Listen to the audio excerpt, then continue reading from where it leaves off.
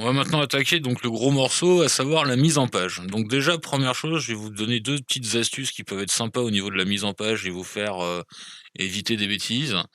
Donc la première, c'est éventuellement si vous avez un cadre que vous avez déplacé, ou vous avez fait une action, n'importe laquelle en fait, et que vous voulez revenir en arrière, tout simplement, vous faites CTRL Z et ça va annuler votre action précédente, quelle qu'elle soit.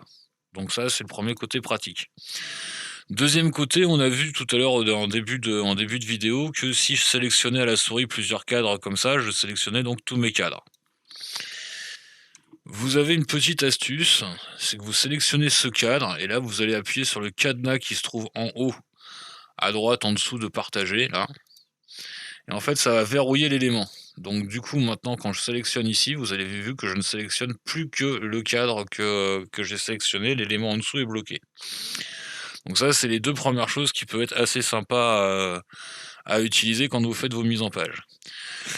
Deuxième chose, quand vous faites votre mise en page, donc là on parle précisément des CV, faites attention à ce que au contenu que vous allez devoir mettre. Si vous avez énormément d'expérience, ou de parcours scolaire, peu importe, si vous avez beaucoup d'informations à donner, choisissez un CV, adapté en fait à ce que vous voulez, à ce que vous avez au contenu que vous allez mettre dedans. Là, dans ce CV-là, on voit que bon, les expériences professionnelles et le parcours scolaire, on n'a pas beaucoup de place. Il y a 2 grands cadres qui mangent l'espace du CV. Donc si vous avez beaucoup de choses à mettre, prenez peut-être un autre design. De la même façon, si vous allez être amené à faire des stages ou d'autres choses, il va falloir peut-être rajouter ces expériences professionnelles au fur et à mesure. Donc, quand vous créez votre CV, je sais pas, faites, penser à ce genre de choses parce que sinon après ça peut peut-être poser, un problème au niveau de la mise en page. Donc qu'est-ce que vous pouvez avoir avec Canva, comme aide au niveau de la mise en page? Donc je vais vous expliquer ça. Donc on va dissocier ces cadres. Donc déjà, vous allez voir, là je vais prendre mon cadre, je vais le déplacer. Là, vous voyez, il y a tout un tas de cotes et de repères qui s'affichent. Donc les cotes vous disent les espaces qu'il y a entre chaque cadre. Donc là, par exemple, je vois que entre mon cadre orange et mon cadre ici là d'expérience, on a 0,3. La même chose ici, il me le dit hein, quand je les déplace. Voilà, j'ai 0,3 entre les deux. Donc je sais que cette mise en page et cette mise en page, elles correspondent l'une et l'autre. De la même façon, vous avez des repères, donc vous avez un repère central et un repère, donc 2 repères centraux en fait, au niveau de la page, donc ça va vous permettre de centrer éventuellement certains cadres.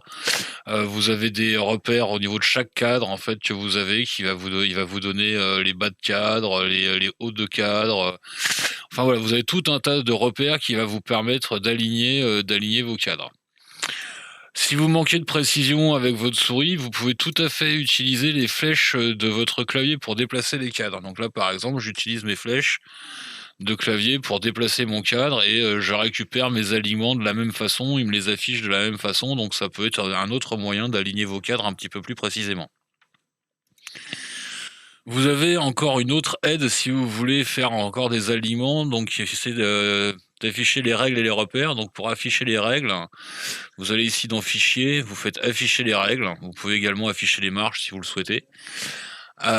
Et donc vous avez 2 règles ici qui s'affichent, une sur le haut et une sur la gauche de votre visuel. Et quand, vous voyez que ma souris se transforme légèrement, elle devient une double flèche quand, elle est, sur ces 2 règles et en fait, ça va vous permettre donc si vous cliquez cette règle et que vous maintenez votre clic enfoncé, je parle du clic droit, vous voyez déplacer un repère. Donc il vous donne, en plus, si vous regardez en haut du repère ici, ça vous donne exactement à que la distance à laquelle on est. Donc là, on est sur une page en 21-29-7, donc si je veux me mettre au milieu, là, il va me dire: «Hop, je suis à 10,5» et comme Canva a un repère naturel au milieu, mon repère change légèrement de couleur. Si je veux, par exemple, aligner, ailleurs, je sais pas, ici, je vais pouvoir le faire. Donc je sélectionne mes cadres. Alors si vous voulez déplacer plusieurs cadres en même temps qui font partie d'une même mise en page, je vous conseille vraiment de les sélectionner tous en même temps et de les grouper de façon vraiment à pouvoir déplacer toute votre mise en page ensemble sans avoir de décalage avec vos cadres si vous les avez déjà bien alignés, quoi. Si vous devez, par exemple, dans votre CV, rajouter des expériences professionnelles,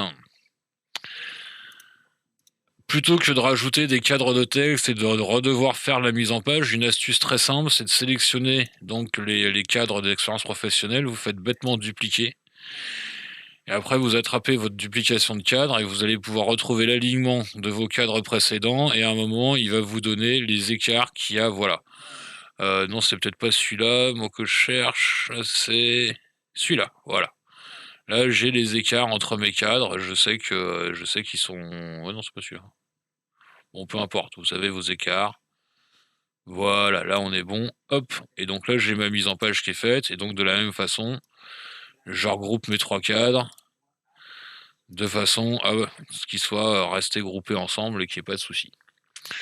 Donc après, si vous devez rajouter plusieurs expériences professionnelles et que bon bah vous voyez que vous avez plus de place, moi ce que je vous conseille vraiment, c'est de faire bon bah pour serrer par exemple le premier cadre, voilà, légèrement resserré comme ça.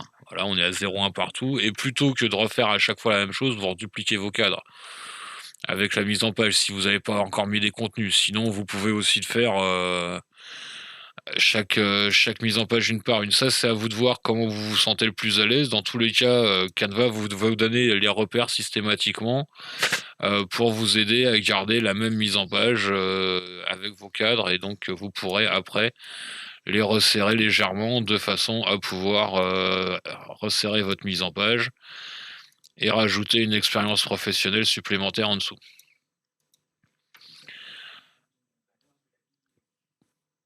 Que vous dire de plus? Bah, écoutez, là, tout de suite, je vois pas, donc je vais arrêter la vidéo ici et si j'ai d'autres idées à vous communiquer, je le ferai dans une partie supplémentaire de la vidéo.